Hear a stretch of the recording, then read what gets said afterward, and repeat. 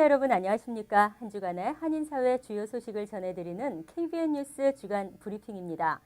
현대사회는 정보사회, 상상할 수 없는 첨단기기와 정보망이 거미줄처럼 얽혀져 있습니다. 시간적, 공간적 제약 없이 원하는 정보를 활용할 수 있는 지식사회입니다. 그러다 보니 건물을 출입할 때, 인터넷 쇼핑을 할 때, 대중교통 이용 시 또는 뭔가를 신청한다든지 해지할 때 언제나 개인정보가 필요합니다. 여기서 새로운 정보화 시대의 역기능인 개인정보의 침해가 발생하게 되는데요. 개인정보의 가치는 개인의 인권 외에도 사회경제적 의미가 큽니다. 특히 인권이나 개인정보에 민감해 인권과 개인을 중요시하는 미국에서도 최근 개인정보 유출은 막을 수가 없는가 봅니다. 개인정보 유출의 우려는 우리가 상상하는 것 이상이라는 의혹이 제기됐습니다. 그리고 그 무성한 의혹과 논란 속에 피해자는 바로 우리입니다. 국가안보국이 전 세계 인터넷 이용자들에게서 연간 수억 건에 이르는 이메일 주소록과 메신저 친구 목록을 무차별적으로 수집해온 것으로 나타났다고 워싱턴 포스트가 어제 보도했습니다. 이런 정보 수집 행위로 개인의 인간관계와 사적, 사회적 삶은 세세하게 노출되고 있습니다. 워싱턴 포스트가 입수 공개한 자료에 따르면 국가안보국은 야후 메일과 구글의 G메일, 마이크로소프트의 한메일 등 주요 업체들의 이메일 서비스에서 방대한 주소록 정보를 통째로 뽑아냈습니다. 이메일 계정에 받은 편지함 화면과 온라인 메신저 서비스상의 친구 목록도 수집했습니다. 일례로 지난해 특정일 하루 동안 국가안보국은 야후에서 44만 4,743건, 한메일 10만 5,068건, 페이스북 8만 2,857건, G메일 3만 3,697건, 그리고 기타 서비스에서 2만 2,881건의 주소록을 수집했습니다. 하루만 해도 받은 편지함과 메신저 친구 목록 50만 건을 수집한 것으로 되어 있습니다. 이런 데이터를 분석하면 국가안보국은 한 사람의 내밀한 인간관계에 대해 일종의 지도를 그릴 수 있으며 예전에 이루어졌던 교신 내용도 파악할 수 있다고 워싱턴 포스트는 지적했습니다. 미국에서 건강보험이 없는 경우 비싼 진료비 때문에 병원 가시기 부담스러운 게 현실입니다. 하지만 뉴욕과 뉴저지 각 타운과 비영리 단체 등에서 하는 무료 건강검진을 잘만 이용해도 큰 질병을 예방할 수 있는데요. 뉴저지주 리치필드에서는 정기 무료 검진 행사를 진행했습니다. 금홍기 기자가 보도합니다. 매년 지역 주민들의 건강 증진을 위해 실시하고 있는 뉴저지주 리치필드 타운의 헬스페어. 올해에도 리치필드 725 슬러컴 애비뉴에 위치한 리치필드 커뮤니티 센터에서 무료 건강검진을 지역 주민들을 대상으로 실시합니다. 이번 무료 건강검진은 이번 주 토요일인 19일 오전 10시부터 오후 2시까지 혈압 측정과 치과 진료, 폐기능 검사 등 총 10여 가지의 건강검진이 이뤄질 예정입니다. 작년 같은 게 이제 영어 문제 때문에 많은 분들이 참여를 못했는데 아침부터 제가 2시까지 필요하면 제가 다 통역을 해서 도와드릴 예정이니까 많은 분들이 참석을 해주셨으면 좋겠습니다. 무료 건강검진과 함께 오전 10시부터 12시까지는 독감과 폐렴 백신 접종도 실시할 예정입니다. 독감 백신은 $20, 폐렴 백신 접종은 $50를 받으며 메디케어 플랜 B를 가지고 있거나 연수입 $2만 이하의 가정이면 무료로 백신을 접종받을 수 있습니다. 한편 이날 리치필드 문화센터도 무료 건강검진 행사에 함께 참여해 요가와 태극권, 명상 등 문화센터 프로그램을 소개하고 무료 경품 추첨 등 다양한 정보를 제공할 예정입니다. KBN 뉴스 금홍기입니다. 지난 16일 오후 뉴저지에 위치한 삼성 건물에서 불이 나 직원 500여 명이 대피하는 소동이 빚어졌습니다. 다행히 화재는 10여 분 만에 진화됐고 인명피해는 없었습니다. 주성훈 기자가 보도합니다. 뉴저지 리치필드 파크에 있는 삼성 건물에서 불이 난 건 오늘 낮 2시 반쯤. 건물 4층에 5개 주차장에 주차돼 있던 차량에서 불이 나 차량 3대가 불에 탔습니다. 건물 안에 있던 직원 500여 명이 황급히 대피해 인명피해는 없었습니다. 화재는 신고를 받고 출동한 소방당국의 진화 작업으로 10여 분 만에 진화됐습니다. 사무실에서 일을 하고 있는데 화재 경보 사이렌이 울려서 처음에는 뭐 화재 그 지압 연습인 줄 알고 이제 그 사무실 나와서 엘리베이터를 이용하지 않고 계단을 통해서 내려왔는데요. 실제로 나와서 보니까 4층 주차장 방향에서 연기가 자욱하게 좀 끼어 있더라고요. 그래서 그때 이제 실제 상황인지를 확인을 했고. 경찰과 소방 당국은 주차장에 주차돼 있던 차량 한 대에서 불이 시작된 것으로 보고 목격자들의 진술과 CCTV를 토대로 정확한 화재 원인을 조사하고 있습니다. KBN 뉴스 주성훈입니다. 지난 8월 뉴저지 포트리에서는 차에서 내리던 한인 여성을 치고 달아나는 뺑소니 사건이 발생했습니다. 이 뺑소니 사고로 인해 한인 피해 여성은 큰 부상을 입고 병원에서 치료 중에 있습니다. 하지만 목격자가 나타나지 않아 수사에 애를 먹고 있어 포트리 경찰서는 목격자의 제보를 기다리고 있습니다. 금홍기 기자가 보도합니다. 지난 8월 21일 오후 6시경 뉴저지 포트리 센터 애비뉴 슬로컴 웨이에서는 차에서 내리는 35세의 한인 여성 한 씨를 치고 달아나는 뺑소니 사건이 발생했습니다. 사건이 발생한 지 거의 2달여가 다 되어가지만 목격자가 나타나지 않아 수사에 난항을 겪고 있습니다. 이번 사건을 맡고 있는 이재현 변호사 사무실 변호인단은 오늘 기자회견을 열고 뺑소니 사건 용의자 신원 확보에 도움을 청하고 나섰습니다. 이재현 변호사는 현재까지 검은색 차량에 뉴저지 차량 번호판을 달고 있었다는 목격자의 진술밖에는 확보된 게 없어 수사에 많은 어려움을 겪고 있다며 뺑소니 사건의 목격자는 포트리 경찰서에 꼭 제보해 줄 것을 당부했습니다. It would be very, very helpful to the Fort Lee Department if people within the community who have any information could come forward and provide that to the police department. 기자회견에는 한인 피해 여성 한 씨의 오빠도 참석해 햇겐색 병원에서 치료를 받고 있는 피해 여성의 현재 상태를 설명했습니다. 피해 여성 한 씨의 오빠는 동생이 혼수 상태에서 깨어나 어느 정도 의사소통이 가능해졌지만 5차례에 걸친 대수술로 인해 심신이 많이 지쳐있는 상태이며 하반신을 쓰지 못하고 있는 상황이라고 밝혔습니다.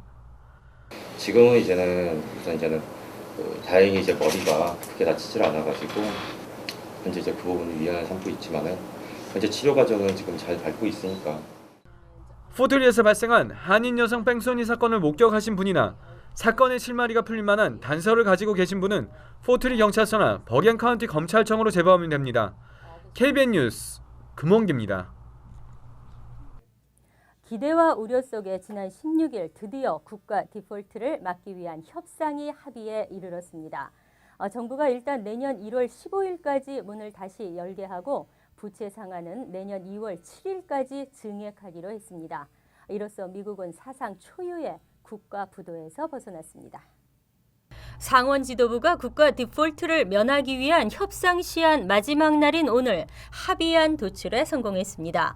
의회는 오늘 상원이 마련한 한시적 2014 회계년도 잠정 예산과 국가 부채 한도 증액 합의안을 하원에서 먼저 그리고 상원에서도 투표에 붙였습니다. 상하원이 각각 합의안을 가결 처리하고 버락 오바마 대통령이 곧장 서명해 발효시키면 미국은 사상 초유의 국가 부도 위기에서 벗어나게 됩니다.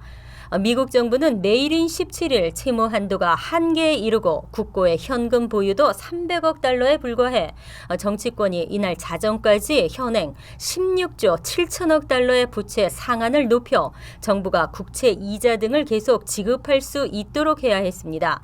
해리 리드 상원 민주당 원내대표와 미치 매코넬 공화당 원내대표는 오늘 오전 국가 디폴트를 피하고 연방정부의 셧다운을 끝내기 위한 합의안을 마련한 것입니다. 합의안은 정부가 일단 내년 1월 15일까지 문을 다시 열게 하고 부채 상환을 내년 2월 7일까지 증액하는 것이 골자인 것으로 전해졌습니다. 지난해 4월 이웃집 화재 현장에 직접 뛰어들어 주민을 구한 인물이 있었습니다. 이 사실이 알려지면서 슈퍼히로, 슈퍼 부커맨으로 불렸는데요. 지난 16일 실시된 연방 상원의원 보궐선거에서 뉴저지주 첫 흑인 연방 상원의원이 됐습니다. 바로 코리 부커 뉴욕시장입니다. 어제 치러진 보궐선거에서 코리 부커 뉴욕시장은 56%의 득표율로 43%에 그친 스티브 로니건 공화당 전 보고타 시장을 13만 3천 표가 넘는 표 차이로 앞섰습니다. 부커 의원은 어제 트위터를 통해 나를 선택해준 뉴저지 주민들에게 감사드린다고 소감을 밝혔습니다. 그는 이어 직함이 사람에게 명예를 주는 것이 아니라 사람이 직함을 명예롭게 하는 것이라는 마키아벨리의 말을 인용하면서 내게 표를 주신 분들의 명예를 위해 항상 열심히 일하겠다고 덧붙였습니다. 어제 있었던 선거는 지난 6월 프랭크 로텐버그 전 뉴저지 연방 상원 의원이 사망함에 따라 내년까지인 그의 임기를 수행할 후임자를 뽑기 위해 열린 것입니다. 뉴저지주 해링턴 파크에서 어린 시절을 보낸 부커 당선자는 지난 1997년 예일대 로스쿨을 졸업한 뒤에 2006년 뉴욕시장에 당선됐습니다. 부커 당선자는 뉴욕 지역의 범죄 소탕 교육 프로그램 투자 등을 적극 실천해 행동하는 젊은 정치인, 리들 오바마 등으로 불리며 차세대 정치 주역으로 주목을 받았습니다. 한편 부커 당선자는 지난 7월 잉그루드 클립스를 방문하고 한인들의 목소리 대변에도 힘쓰겠다는 공약을 밝힌 바 있습니다.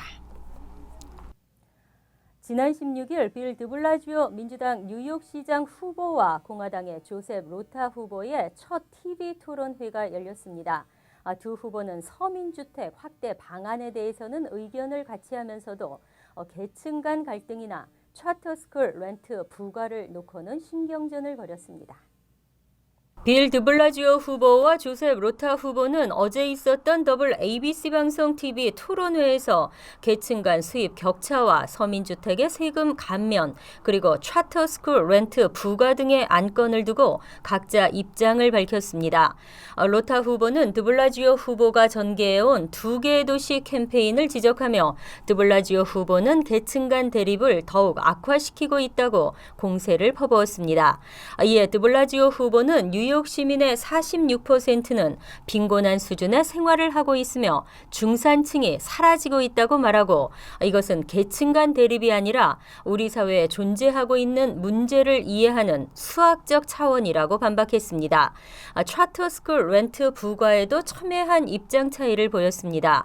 드블라지오 후보는 자산이 많은 차터스쿨에 렌트를 부과해야 한다고 주장했고 로타 후보는 차터스쿨은 공립학교이며 뉴욕시는 공립학교에 렌트를 부과하지 않는다고 맞섰습니다.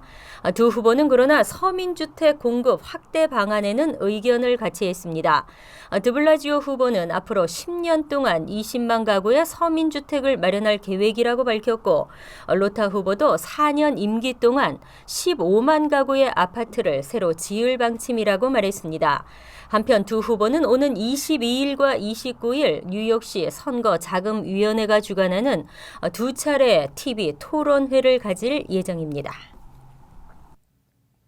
항공료 인상 소식은 해마다 연례 행사처럼 들려옵니다. 유류비가 매년 절감되고 있는데 왜 항공료는 오르는 것일까요? 어제 한국국토교통부가 국회에 제출한 자료를 보면 대한항공은 2006년부터 미주노선에서 북극 항로를 이용해왔고 이를 통해 올 상반기까지 유류비 300억 원을 절감했습니다. 아시아나항공도 2009년 12월부터 북극 항로를 이용한 덕분에 올 상반기까지 유류비 80억 원을 아낄 수 있었습니다. 북극 항로를 이용하면 앵커리지와 캄차카를 통과하는 기존의 항공료보다 편당 비행시간을 30분가량 단축할 수 있습니다. 대한항공은 인천발 미주노선 11개 중 뉴욕을 비롯한 5개 노선에서 북극 항로를 이용하고 있으며 아시아나항공 역시 뉴욕과 시카고 노선에서 북극 항로를 이용하고 있습니다. 이처럼 항공사들은 북극 항로를 이용해 비용을 절감하고 있지만 항공요금은 인상했습니다. 대한항공은 2006년 인천에서 뉴욕 기준 평균 요금으로 204만 원을 받았지만 2009년에는 225만 원으로 2010년에는 236만 원으로 꾸준히 인상했습니다. 아시아나 항공도 인천에서 뉴욕 요선을 2009년 225만 원에서 2010년 236만 원으로 올렸습니다. 자료를 넘겨받은 새누리당 정우택 의원은 항공사가 정부로부터 북극 항로 이용 허가를 받아 연간 수십억 원의 비용을 절감한다면 승객에게 절감액의 일정 부분을 돌려줘야 한다고 말했습니다. 다음은 정치평론가 고성국 박사의 한국은 지금이 이어집니다.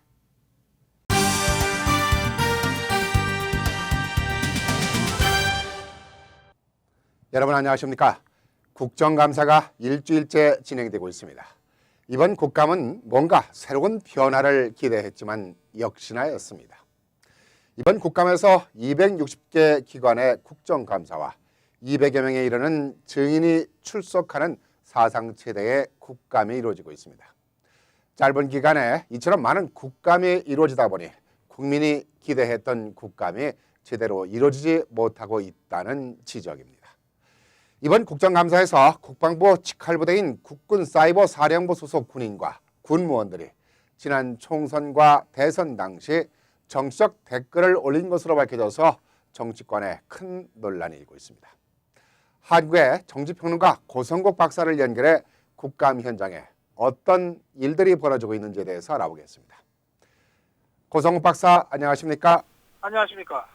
네, 지금 국감이 진행되고 있죠? 네, 그렇습니다.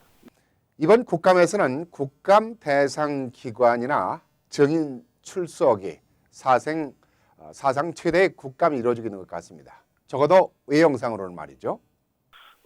국회의원들이 의혹을 가지고 국감을 한다고 일단 평가할 수 있겠는데요. 그러다 보니까 국감 피감 기관도 260개로 굉장히 많습니다. 네. 그리고 증인도 196명이나 신청을 했습니다. 예. 그래서 언뜻 보면은 상당한 국감의 규모라고 할 수 있겠는데요. 문제는 국감의 규모나 양적인 것이 아니고 내용과 질 아니겠습니까? 그렇죠. 그런데 국감은 잘 아시다시피 20일 동안 하게 돼 있습니다. 그리고 중간에 휴일은 또 놀기 때문에 실제로는 15일 정도밖에는 국감 기간이 안 됩니다. 그럼 15일 동안에 260개 기간을 국감을 한다고 하면 그러면 하루에 몇 개를 해야 됩니까? 그러니까 한 15개에서 20개 가까이를 해야 되잖아요. 그리고 증인만 하더라도 증인의 청문만 하고 있을 수 없거든요. 기관 보고도 받아야 되고 그러다 보면 증인으로 막상 불려 나왔는데 3시간, 4시간 기다리다가 그저 단답형으로 질문 한두 개 받고 돌아가는 이런 경우들이 지금 속출하고 있습니다. 그래서 결과적으로 여야가 모두 과잉 의혹을 하다 보니까 졸속 보여주기식 국감으로 지금 가고 있는 것 아니냐. 그 바람에 공무원은 공무원대로 또 기업인은 기업인대로 자기들이 해야 될 일을 또 못하고 국회의 정쟁에 발목이 잡힌 것 아니냐. 이런 비판의 얘기들이 많이 제기되고 있습니다. 네, 지금 고 박사께서 말씀하신 대로 너무 많은 국감 기관들과 증인들이 대거 출석하다 보니까 국감이 제대로 이루어지지 않고 있다는 지적이 나오고 있습니다. 그렇습니다. 미국의 청문과 비교를 하시면 금방 아실 건데요. 미국은 청문 제도가 매우 발달해 있고 사실은 1년 내내 의회에서 각종 청문을 하지 않습니까? 네. 그럴 경우에 미국의 국회의원들은 증인으로 나오거나 참고인으로 나온 사람들의 이야기를 듣기 위해서 그런 청문을 하잖아요. 네. 정말 듣는 청문을 하는 것인데요. 그런데 우리 경우에는 국회의원들이 의혹을 가지고 기관 보고도 받고 증인들도 불러냈지만 실제로 국회의원 한 사람한테 할애될 수 있는 시간이 5, 6분에서 10분 이 정도밖에 안 되거든요. 그러다 보니까 자기들이 준비한 거는 많고 하고 싶은 얘기는 많은데 시간은 절대적으로 부족하니까 국회의원이 자기가 다 얘기를 합니다. 한참 얘기해 놓고 이 말에 동의하십니까? 네, 아니요로 대답하세요. 이런 식의 이 청문을 하는 경우들까지 있습니다. 그리고 또 증인으로 나온 사람들이 뭔가 좀 설명을 하려고 그러면 됐습니다. 시간이 없습니다. 서변으로 대체하세요. 이런 식이거든요. 네. 그래서 듣는 청문 또는 이 증인들의 이야기를 들어서 국정의 어떤 흐름을 살핀다는 이런 국정감사 본래의 취지가 많이 지금 왜곡되어 있는 그런 상황입니다. 네, 이번에는 뭔가 기대를 했는데 역시 이번 국감에도 호통 국감으로 변한 게 하나도 없어요. 국정감사 변화랄까, 개혁이랄까, 그 뭔가 바뀌어져야 하지 않나 생각하는데요. 그럼요. 벌써 뭐 10여 년간 국감을 할 때마다 제기되고 있는 문제인데요. 뭐 대다수 전문가들이 제시하고 있는 대안은 뭐 그렇게 어려운 게 아닙니다. 상시 국감으로 전환하자는 겁니다. 1년에 딱 20일 동안만 하도록 되어 있는 국정감사를 그리고 모든 상임위원회가 일시에 같은 기간에 흩어져서 하거든요. 이런 것들을 없애자. 그리고 1년 내내 각 상임위마다 어떤 산업위원회 같은 경우에 뭐 3월 달에 하고 농수산위 같은 경우에는 5월 달에 하고 그거는 각자 사정에 맞춰서 하자. 대신에 20일로 제한하지 말고 충분히 상임위원회 차원에서 듣고 싶은 얘기를 다 들을 때까지 하자. 네. 이렇게만 하더라도 내실 있는 국감이 되지 않겠느냐. 그리고 어떤 면에서는 국회가 행정부의 행정을 감시 감독하는 이 국정감사 기능이 1년 내내 활성화되기 때문에 훨씬 더 수준 높은 국감이 되지 않겠느냐. 이런 문제 제기들을 10여 년 동안 해왔어요. 근데 사실 이렇게 하려면 국회의원들이 국회법만 고치면 되거든요. 근데 국회의원들이 그걸 안 하고 있습니다. 뭐 일하기 싫어서 안 하는 측면도 있겠고 이렇게 1년 내내 상시 국감을 할 경우에는 사실 정부 행정부에 대해서나 또는 피감기관에 대해서 압박하는 강도가 그렇게 높지 않기 때문에 자신들의 기득권을 지키는데 유리하지 않다. 뭐 이런저런 정략적 계산 때문에 아직 국회의원들 스스로가 이런 간단한 국정감사 개혁안조차 시행하지 못하고 있는 거라고 저는 생각합니다. 아마 고 박사 말씀대로 법을 고치게 되면은 국회의원들이 1년 내내 일을 해야 하기 때문에 법을 고치지 않고 있는 것 같습니다. 자, 이번 국감이 정치권의 오랜 정치 투쟁으로 충분한 준비가 이루어지지 않고 진행되고 있기 때문에 여러 가지 좀 문제가 있는데요. 이번 국감에서 나타난 문제들 참 많네요. 대한민국의 총체적인 문제들이 있다고는 하지만은 상시적이지 못한 고질적 병폐들이 여실히 드러나고 있어요. 횡설수설하는 해양수산부 장관부터 시작을 해서 한수원 비리, 금융감독원 비리, 검찰, 법무부, 코트라 등 어느 부서 할 것 없이 참 한심하기 짝이 없는 일들이 벌어지고 있네요. 네, 뭐 이 감사를 하는 국회 쪽이나 또 감사를 받는 이 정부 쪽이나 문제점이 많기는 마찬가지 같습니다. 지금 잠깐 앵커께서 말씀하신 것들만 하더라도 그렇죠. 예컨대 해수부에는 지금 윤진숙 씨가 장관으로 있는데요. 이 사람 청문회 때 능력이 없다고 하는 지적을 여야 의원들로부터 모두 받지 않았습니까? 네. 그래서 그동안 열심히 오히려 그런 지적을 받았기 때문에 더 열심히 한다고 했고요. 또 이번 국정감사를 앞두고는 예행연속까지 했다고 그럽니다. 그런데 막상 국정감사장에 나타난 윤진숙 장관의 모습은 청문회 때 모습과 별로 다른 게 없어요. 국회의원들의 질문의 요지를 잘 파악하지 못해서 동문서답을 하기가 일쑤고 말이죠. 그러니까 어떻게 이런 사람한테 지난 8개월 동안 이 해양수산부 행정 책임을 맡겨왔는지 정말 걱정이 될 정도입니다. 네. 그런가 하면 또 그동안 야당이 장애투쟁을 하느라고 사실은 국감 준비를 좀 충실하게 못했다고 하는 지적들이 야당 쪽에서도 나오고 있습니다. 원래 국정감사는 야당 의원들이 더 열심히 해왔던 게 그동안의 관례인데 이번에는 다른 이런저런 이유 때문에 국감을 충실히 준비하지 못하다 보니까 아까 앵커께서 말씀하신 대로 불러다 놓고 호통만 치는 실질적으로 대안을 제시하지는 못하는 그런 국감의 모습을 계속해서 여야 의원들이 지금 연출하고 있는 거죠. 그래서 국민들 사이에서는 이런 국감이라면 차라리 하지 말자 하는 국감 물령론까지 나오고 있습니다. 이게 여야 정치권이 좀 상당히 위기로 이런 여론을 좀 바라볼 필요가 있다고 생각합니다. 갈 길이 멀기는 하지만 그래도 이번 정부에서는 개선이 됐으면 합니다. 자, 이번 국감에서 국방부 산하 사이버 사령부가 지난 총선과 대선에 댓글을 개입했다는 사실이 밝혀져 뜨거운 논쟁이 일고 있는데요. 국정원 댓글 사건으로 한국 정치권이 큰 파장을 불러왔는데 이번 사이버 사령부 댓글 사건 심상치 않은 논란으로 전개될 것 같습니다. 지금 그 국정원이 댓글을 달았다고 해서 지금 그동안 정쟁과 논란으로 뭐 몇 달을 보냈는데요. 거의 1년 가까이 지금 국정원 댓글 논란이 있었죠.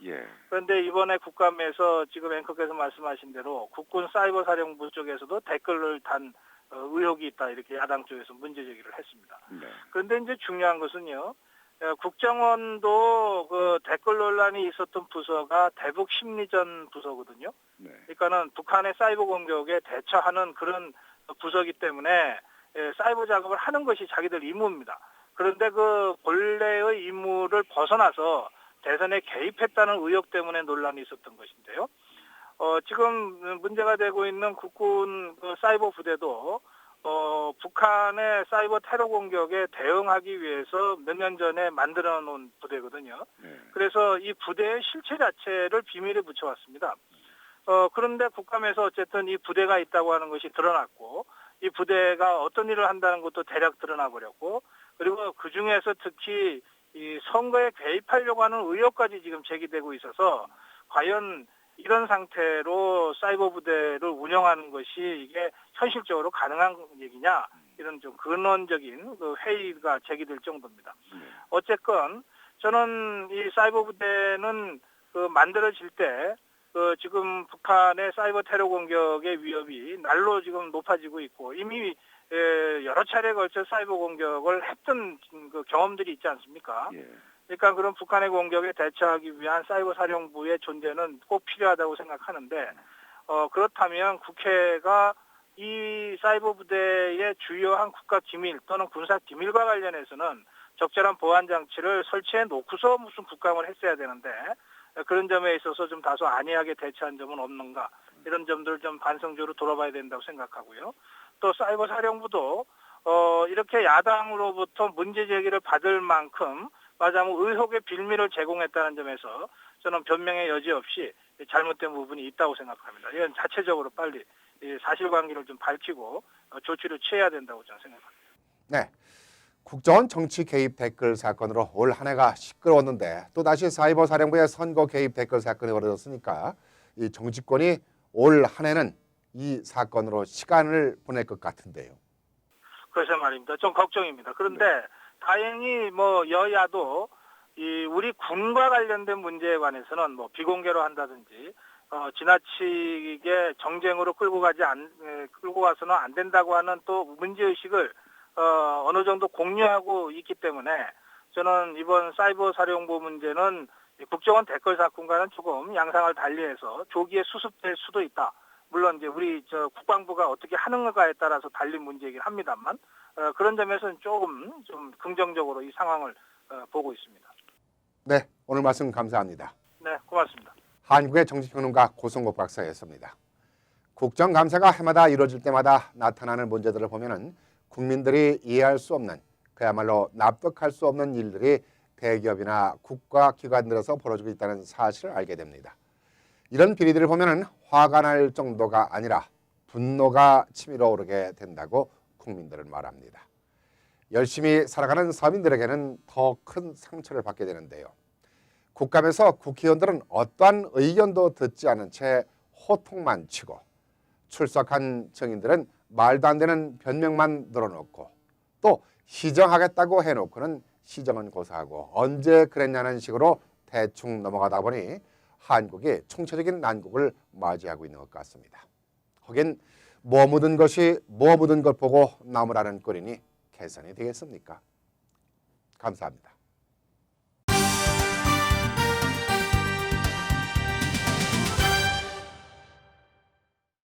일부 재외공관원들의 기강회의는 어제 오늘의 일이 아닙니다.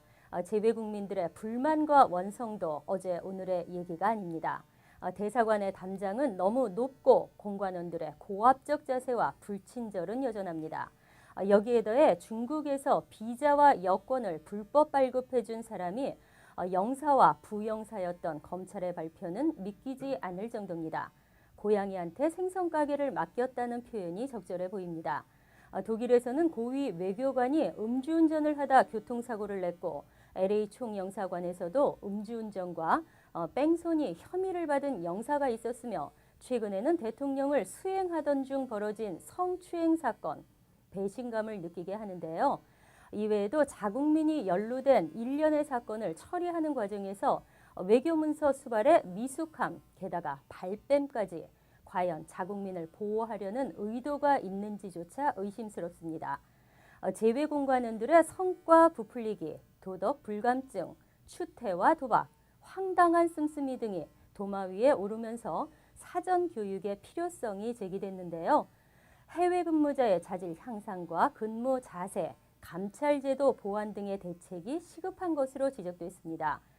재외공관으로 오기 전 철저한 교육과 자질 검증, 대상별 맞춤형 커리큘럼이 우선되어야 한다는 의견이 나왔습니다.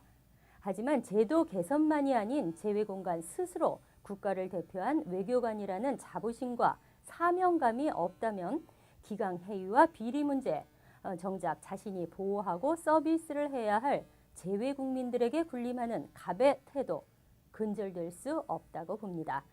KBN 뉴스 주간 브리핑 여기서 마칩니다. 시청해주신 여러분 고맙습니다.